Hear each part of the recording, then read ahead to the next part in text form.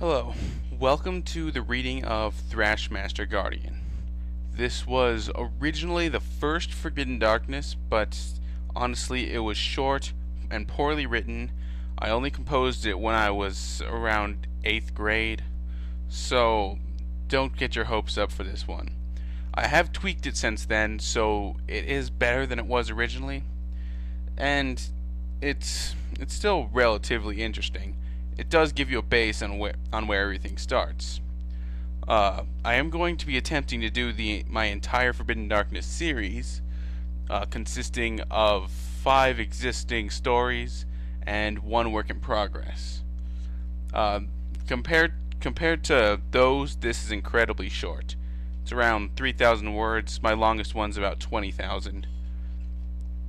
But enough of my ramblings. Let us begin. Thrash Master Guardian. Once in a small village there lived a 16-year-old village boy with a great destiny. Now Thrash was an eager young boy who loved excitement and trying to better himself by taking on new challenges. Thrash wore a leather headband after his older brother Dustin accidentally burned off all of his hair when he was only 5 years old. He also wore a silk shirt under a leather vest. All his clothes were leather due to his brother Dustin's apprenticeship at the local tannery. "Are you going somewhere?" asked Thrash's mother one afternoon as Thrash was tightening his headband. "Yeah, I'm gonna go help the Guardians," said Thrash. "Wait 1 second," said his mother, but it was too late. Thrash rushed out the door. Thrash ran and stopped by the town blacksmith. He was a large man with a pot belly and a large fireproof apron, standard to all blacksmiths. He had a bald head with hair only around the edges. "Hey, have you got..." "Oh, wait. Hey, have you got my sword fixed yet?" shouted Thrash. "Yes, it's right here," said the blacksmith. "Well, give it here," said Thrash gratefully. "You know, I don't think I should be giving such a dangerous weapon to a boy. Oh, and by the way, aren't you ever going to get a real sheath instead of just that slit you cut in the back of your vest?" I couldn't afford a sheath. My brother's a real cheapskate." "Well, considering your tight budget, I don't believe you're going to pay me," asked the blacksmith, holding out his hand. I owe you a favor," said Thrash as he grabbed his sword and slid in his vest and ran off. Thrash made his way to the wall of Guardians and climbed the ladder, running past the Guardians, greeting each one with "Hi." The Guardians wore white plate body armor with armored trousers as the same color. They wore hooded cloaks, also white, that extended halfway down their legs. Each one had a different kind of weapon: long swords, halberds, claws, and others of the sort. He got to the Master Guardian and said, "Hey, Master Guardian." "Oh, hi, Thrash," said the Master Guardian with a scowl on his face. "He comes here every day and annoys me," the Master Guardian thought to himself. Master Guardian wore the same armor as the other Guardians, but his armor was trimmed with black along the edges. He had a long sword in a sheath behind his cloak. He had a white hair that reached his shoulders. He had a white beard around his chin. "So, any sight of the dragon?" asked Thrash. "No, we haven't seen anything today." "Oh, hey, what's that?" Thrash said, pointing at the dragon's cave. "Thrash, that's the 1,000th time you've pulled that trick." "No, really, it's the Suddenly, a burst of flames rained down on the wall. "Hurry, ring the bell," said Thrash's Master Guardian and rushed towards the bell hanging from the arch on the wall as the dragon flew overhead with a sun gleaming off of its black scales. It had bright green glowing eyes and horns protruding from its head. It opened its mouth and rained flames down upon the village.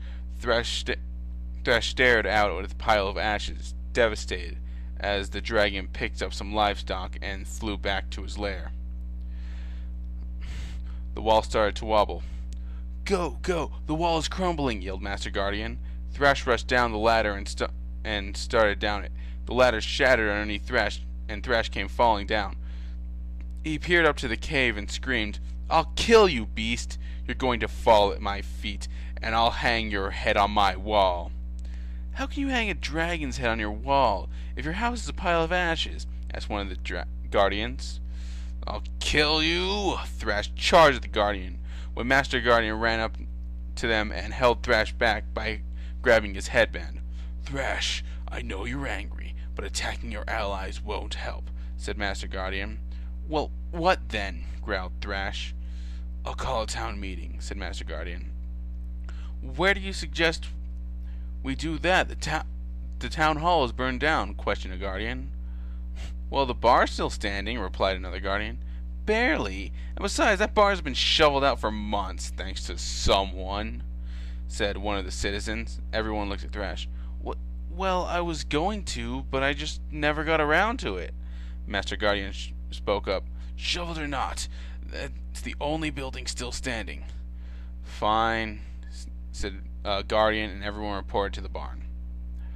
Okay, now that everyone's here, we need to do something about that accursed dragon, said Master Guardian. Ugh, we need to do something about the smell of this place, said one of the citizens, holding their nose. I'll do it, said Thrash. I mean, think about the dragon, not the thing about the barn stink. No, it's too dangerous, said Master Guardian. I don't care. I'm going to go, said Thrash stubbornly. Well, okay. But if you're going to go, at least take the... By this time, Thrash had already run off into the forbidden forest. Thrash drew his sword and walked carefully through the forest, encountering nothing at all. Thrash got to the end and said, Ha! That wasn't hard at all. Dangerous Suddenly, a green creature about 4 feet tall, pointed ears, and a face full of warts jumped out and knocked Thrash down. Thrash lifted his sword, and the creature scurried up the mountain to escape. Whoa, that was one crazy goblin. Man, I'm hungry, Thrash said to himself. Then he peered up and saw a rather large nest and said, eggs. He climbed up to the nest and was attacked by a large eagle. Thrash slashed the bird's wing with his sword and sent it falling down the mountain. Thrash looked into the nest and found nothing but straw, leaves, branches, and twigs. Man, I should have eaten that eagle, Thrash said to himself. He looked down and saw the goblin plucking the feathers off of the bird. Thrash made it to the top of the mountain and took a good look around. He saw skeletons everywhere, and looked as if they were ancient warriors who had been killed by the dragon. He took some scraps of armor off the skeletons and found a dead cow with some burn marks on it. Yum, said Thrash, as he began munching on the cow. Suddenly, a burst of fire reduced the cow to ashes. Thrash just jumped back and said, Hey, I was eating that! He peered up and saw the vile dragon. It had bright green glowing eyes and horns protruding from its head. It had black claws that looked to be sharper than the sword Thrash was carrying. He charged at it with a sword in a battle stance, while the dragon stood there, hardly noticing him at all.